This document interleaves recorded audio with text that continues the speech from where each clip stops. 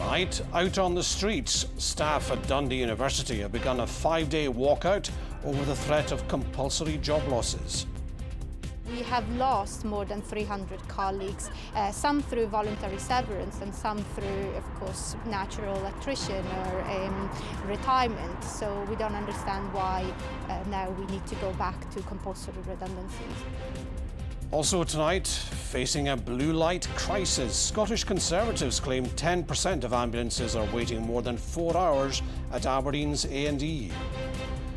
And in sport, after another missed opportunity against the All Blacks, Scotland now turn their attention to Argentina at Murrayfield.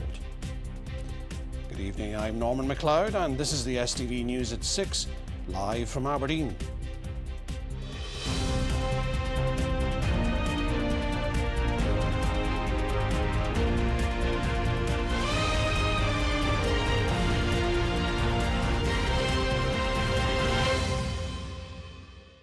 Staff at Dundee University say they've been misled over the threat of compulsory redundancies as members of the institution's UCU branch begin a week-long strike.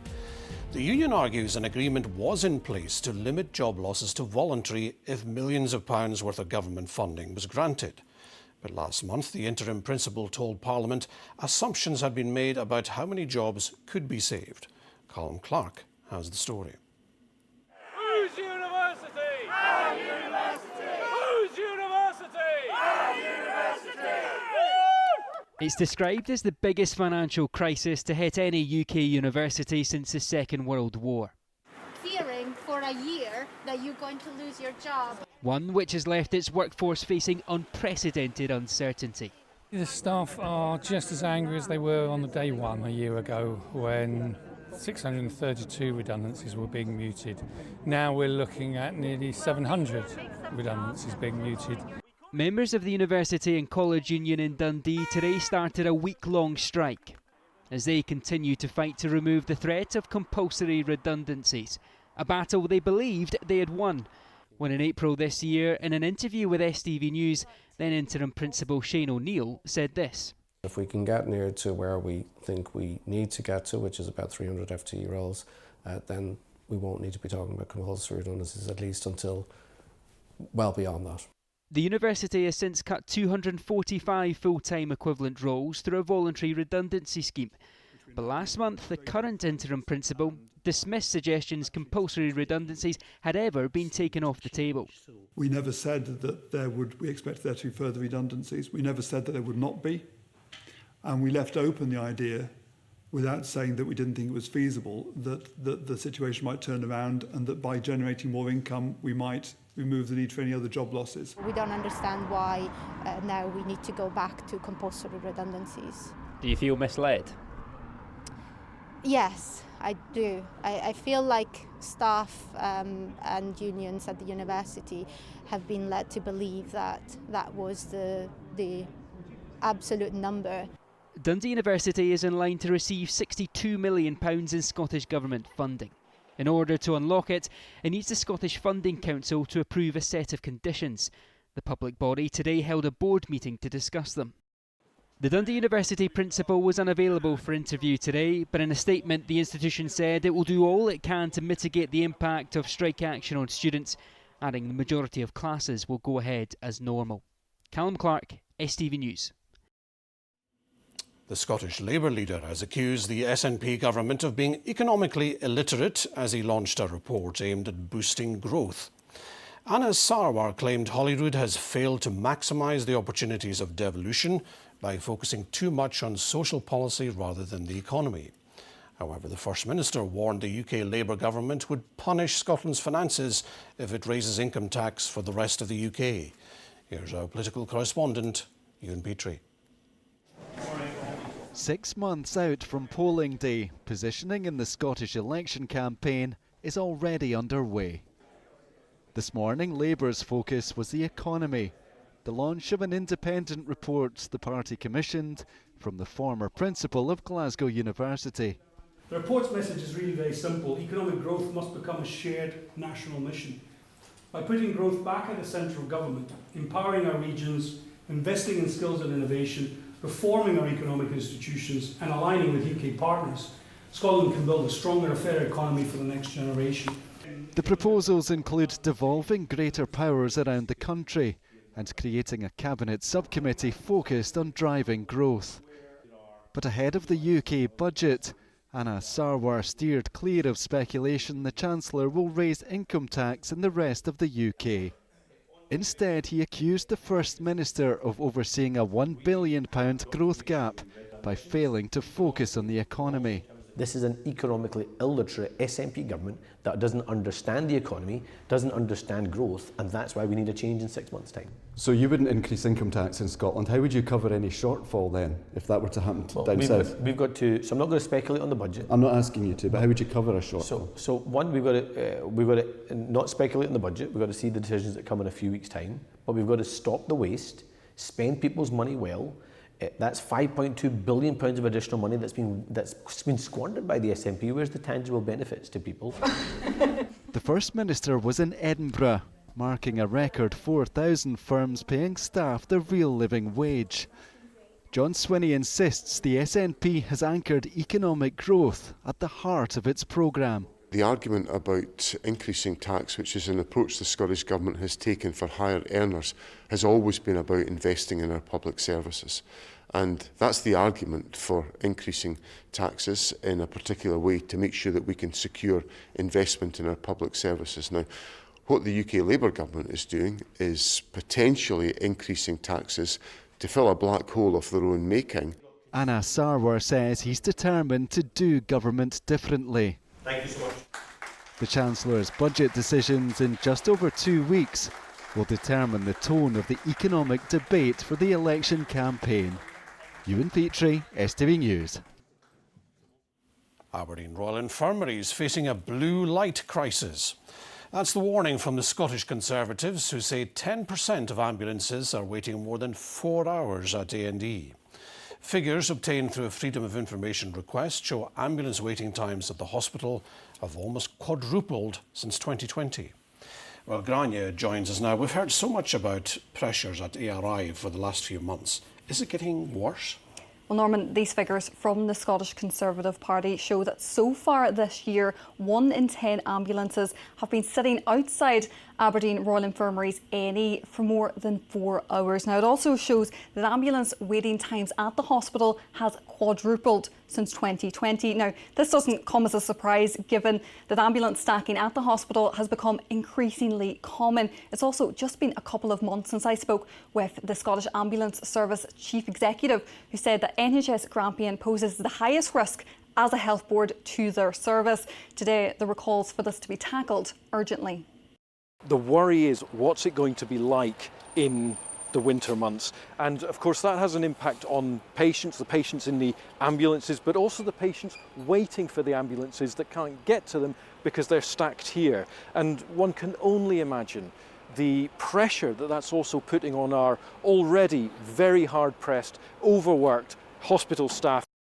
Now, there are a number of factors contributing to the pressures. We know that Aberdeen Royal Infirmary is regularly coping with a 100% occupancy and sometimes even more than that. We also know they have the lowest number of acute hospital beds per head of population, and that's despite an increasing ageing population. So ambulance turnaround times is not just about getting patients into hospitals, but there are a number of factors that can cause a delay to an ambulance getting back onto the road as well. Now, NHS Grampian has again apologised today to anyone impacted and say improving their unscheduled care pathway is one of their top priorities. It also says that any life-threatening cases continues to be admitted rapidly to get treatment. Grania, thank you. Firefighters are tackling a blaze at a Fife paper mill. Emergency services were called to the Sapphire plant in Leslie near Glenrothes at 12:30 this afternoon. 4 fire appliances and specialist resources are at the scene. Nearby residents have been asked to keep their windows and doors closed. No one was hurt. It's the second fire at the site in less than a year. A light aircraft has been recovered from a field after crashing near Perth Airport. Fire crews and police were called to Scone around midday after reports of a crash near Destiny Road. 3 fire appliances were sent to the scene. Perth Airport say the aircraft made a precautionary landing near the airfield. Police say no one was injured. Inquiries are continuing. After more than a year of campaigning, Aberdeen City Council is due in court tomorrow to defend the city's controversial bus gates. Retailer Norman Esselmont is representing some of the city's businesses who claim the measures weren't lawfully made permanent. Over 2 years, the local authority has issued more than 100,000 fines. Finlay Jack has this. For 2 years, Aberdeen's bus priority measures have been at the centre of a heated debate. Some drivers now say they choose to avoid the city altogether in fear that they'll be fined. But the local authority has remained steadfast in its defence. It said these measures are well signposted, support active travel and improve bus reliability. Businesses, however, take a different view. In my 60 years in business, I have never seen a council so out of touch with the business and the public in Aberdeen. After attempts to compromise on the bus gates failed, Norman Esselmont launched a bid to take the council to court. £70,000 was raised to take the action. And after months of waiting, he'll go to court tomorrow. It's just very sad. I mean, it's very sad that everybody has tried negotiations, and as I mentioned earlier, the Chamber of Commerce tried to negotiate and get them to listen, and they don't, because for some reason they seem to know better. The biggest changes have been on Guild Street, Bridge Street and on Market Street. In 2 years, more than 100,000 fines have been handed out to motorists. Of those that have been paid, the council's raised more than £3.5 million. So we'll head over to the other one and we'll have a look. Alison is from Inverness. As part of her job as a private tour guide, she takes families and groups across Scotland. She hasn't been back to Aberdeen since March this year, after she received £400 worth of fines. I've spoke to a few tour guides, some from Aberdeen as well, and they say they avoid Aberdeen for this reason. So Aberdeen City is not going to get visitors to the centre. I'm certainly not taking anyone back there, not as long as this is going on. So. These measures began as experimental before being made permanent just over a year ago. But Norman Esselmont is contending, among other things, that they were never truly experimental in nature, and the council provided inadequate and unintelligible reasons to make them permanent. The council says it would be inappropriate to comment on live court proceedings. The case is at the Edinburgh Court of Session and is expected to last 2 days, beginning tomorrow. Finlay Jack, STV News. A serving police officer is behind bars after taking home 6 shotguns and other weapons. Alan Sharp was a constable with the firearms licensing unit in Kinross when the weapons were surrendered to him.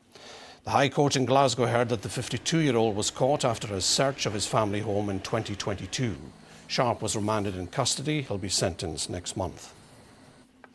A rapist who targeted 3 women during a month-long campaign of sexual offences has been jailed for 9 years.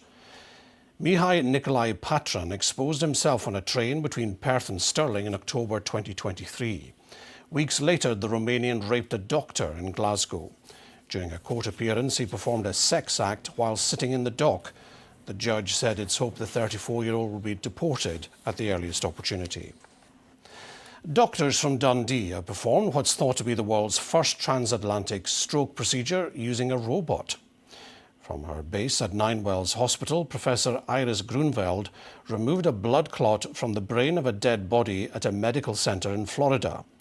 Dundee is the most northerly place in Scotland where thrombectomies can be carried out. Clinical trials on living patients are due to start next year. In Scotland, we have about 10,000 strokes every year, and around 15 to 20% of those patients would need this treatment. That's about 1,500 to 2,000 patients. But unfortunately, in 2024, only 200 patients received this treatment. So that's roughly 2% of the population. And this technology now shows that a specialist doesn't need to be in the same hospital, or even in the same country, in order to help and perform this treatment. A bowling alley and arcade are among the latest ideas for plans to revitalise Montrose's High Street. The proposals put forward by community group Promo would transform the town's former M&Co shop, which closed more than 2.5 years ago. Work to secure funding is now underway. At the heart of it would be a 4-lane 10-pin bowling alley, and I think that would be a fantastic facility for the town. This was on the brief from Promo, who were keen to see a new leisure facility brought into the town centre to bring people in and support the other businesses around it. That would also have a cafe bar attached to it. It would also have 2 retail units that we could rent out, and then above that we'd have about 15 to 20 social housing units. This store has been closed for a couple of years now, and it's basically just sat empty. But the building itself is a bit of an eyesore. It's such a huge space, and it spans the whole length basically of Hume Street, which has no shop fronts on it. So we're really just keen to improve the look of the area, but also give people something that they can use regularly. A police inspector who helped search for the Stone of Destiny after its famous 1950 theft is believed to have received a secret piece of it years later.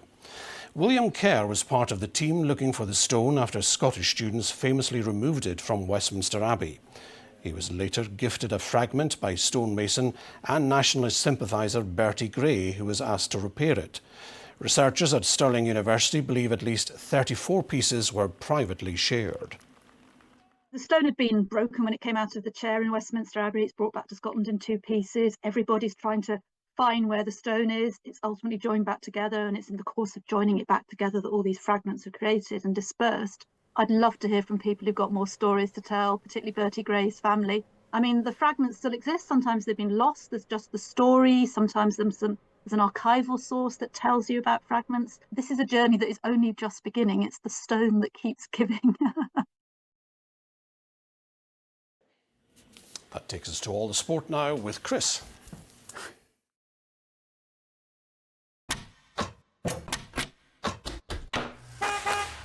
Your window to sport. C.R. Smith sponsors STV Sport. A very good evening to you all. Now we'll start with Scotland, and Billy Gilmore has been ruled out of Scotland's World Cup qualifiers against Greece through injury, and we understand the midfielder is unlikely to be available for the clash against Denmark. Well, Lennon Miller and Ross McCrory will definitely miss both matches. That means Rangers midfielder Connor Barron and West Ham's Andy Irving have been called up and were amongst the group that gathered in Glasgow today before flying out to Turkey for a 4-day training camp. In all likelihood, Scotland will need to secure a draw in Athens on Saturday, then defeat Denmark at Hampden 3 days later to qualify as group winners. Now, Dundee United manager Jim Goodwin was pleased with his side's draw at Tynecastle, which showcased a hat-trick of offside strikes which involved Zach Sapsford, while Aberdeen crept a place up the table with a very tough-to-watch for long spells draw with Motherwell. Don's manager Jimmy Tilleen confirming that defenders Christer's Tober season is all but over after suffering a long-term knee injury in September. And Dundee made tough work of their match against Rangers, but Dee's boss Stephen Presley is convinced there are signs of improvement. Pre-match, you'd have been forgiven for thinking Dundee United were just there to make up the numbers. Such was the focus on Hearts' anticipated victory, turning up the heat on second-place Celtic, who kicked off their match an hour later. But for the Tangerines themselves, there was no lack of belief they were good enough to grab a result at Tynecastle. They thought they'd drawn first blood, Zach Sapsford offside though, and yes, this became a bit of a recurring theme. A weaker mentality could have seen United buckle when fortune favoured the hosts on 25 minutes. Kizaridis' long-range strike bouncing off the post onto the back of Kucherenko in the visitors' goal for 1-0. But it was even Lucas Stevenson on the stroke of half-time. A sumptuous floated corner from Amar Fata and a fabulous planted header from the on-loan Liverpool player past Folov for 1-1. Then United took the lead again, but they hadn't, and again it was the unfortunate Aussie Sapsford who was a few centimetres too eager. And finally, to cement a hat-trick of sorts, Sapsford fired home from a corner, only to see the flag up yet again. A terrific away performance from the Terrors, and is that the faint sound of Hearts' bubble bursting? They put good delivery into the box. I thought the back three were outstanding. I thought Kucherenko in the last 5 minutes there was excellent. You know, he came and punched a couple, he came and caught a deep cross. So the defenders performed really, really well, but I thought the front three were outstanding all day, particularly the movement of Sapsford at the top end. He's really unlucky with a couple of offside calls that went against him. Aberdeen are struggling to score, let alone score offside goals, and but for a humongous lapse in concentration at Pittodrie yesterday, would have walked away with all 3 points, a single goal enough to propel them to victory. And despite their players opting to join the spectators in watching Motherwell play the ball around for long spells of that first half, they offered an improved showing in the second 45, culminating in Jesper Karlsson unleashing a ferocious 25-yard strike that the Motherwell keeper watched fly past him.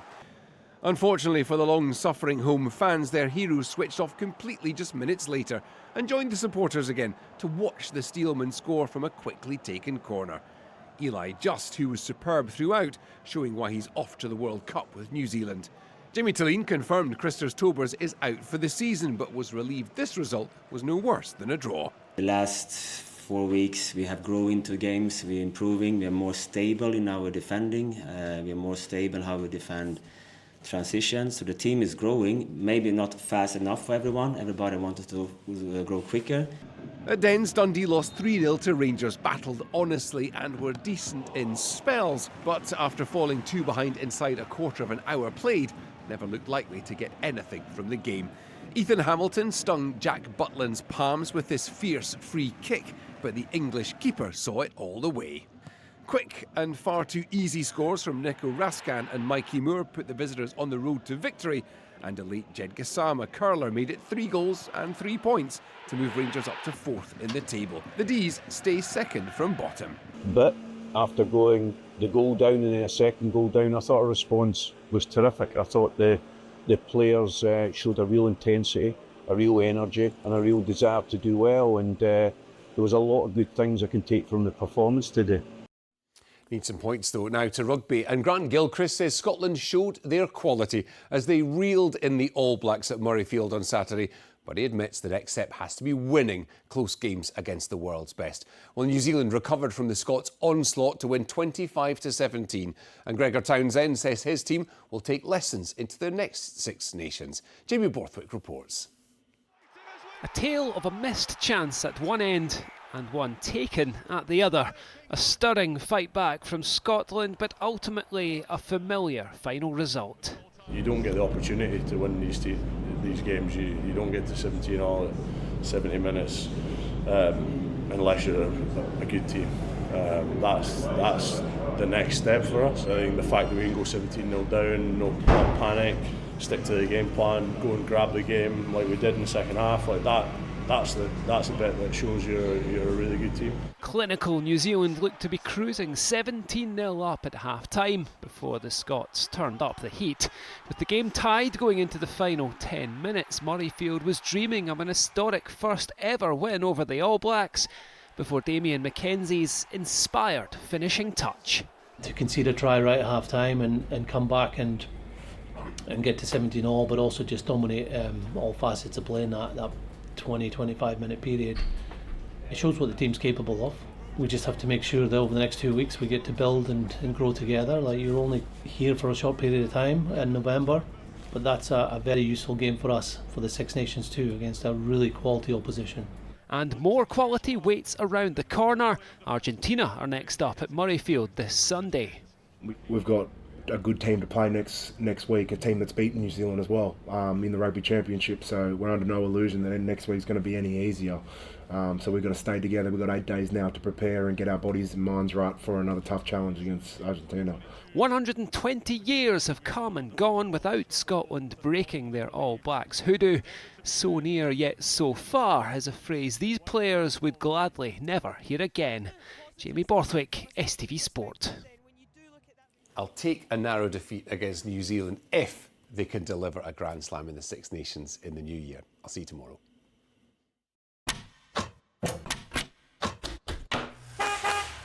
Your window to sport. C.R. Smith sponsors STV Sport.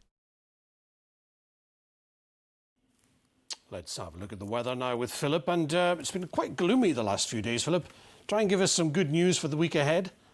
Well, yes, Norman. If you like dry, slightly bright, but cold, crisp autumn days, then yes, I have good news for you. But we have to get through a couple of days of rain first. Generally this week, we will see some wet and windy conditions middle of the week. We have a warning out tomorrow, but come Thursday, we have high pressure starting to build in and block the bad weather. So things start to settle, but along with that, we will see our winds coming in from more of a northerly direction, meaning it will be turning a lot chillier come the end of the week and the weekend, with temperatures only reaching highs of around 6 or 7 degrees Celsius. So let's take a closer look at the forecast. A breezy morning will be followed up with a flurry of fresh delights for lunch. TUI sponsors STV Weather. Well, like I said, for the rest of this week, our weather is remaining fairly changeable and unsettled. Various low-pressure systems pushing in from the Atlantic, keeping things quite wet and windy day by day. Come Thursday, though, high pressure starting to build in from the north. That's what puts us into this northerly airflow, dragging in that colder air, so it will be feeling chillier just in time for the weekend. Back to just now, and today's band of rain has cleared away to the north and the northwest. So for many of us, a dry end to the night. Plenty of clear skies around. That does mean that we will see quite a bit of low cloud, mist and murk forming. Some hill fog in places. Temperatures dropping to lows of 1 or 2 degrees Celsius under the clearest spots. For most towns and cities, around 4, 5 or 6 degrees. Looking ahead to tomorrow morning, first thing, it starts off dry, but very quickly by mid-morning we see cloud spilling in from the south, and then this band of heavy, sometimes persistent rain moving northwards throughout the course of the afternoon. That does affect our temperatures, down a degree or two compared to today because of all the cloud and the rain, highs of around 10 or 11 degrees Celsius. Looking ahead to Wednesday now, a largely cloudy day to come for many of us. Still some scattered showers around. A widely breezy day too, particularly around the coast where we could see winds touching gale force. The best chance of any drier conditions will be further south, with those temperatures reaching highs of around 11 or 12. Bye-bye. TUI sponsors STV Weather.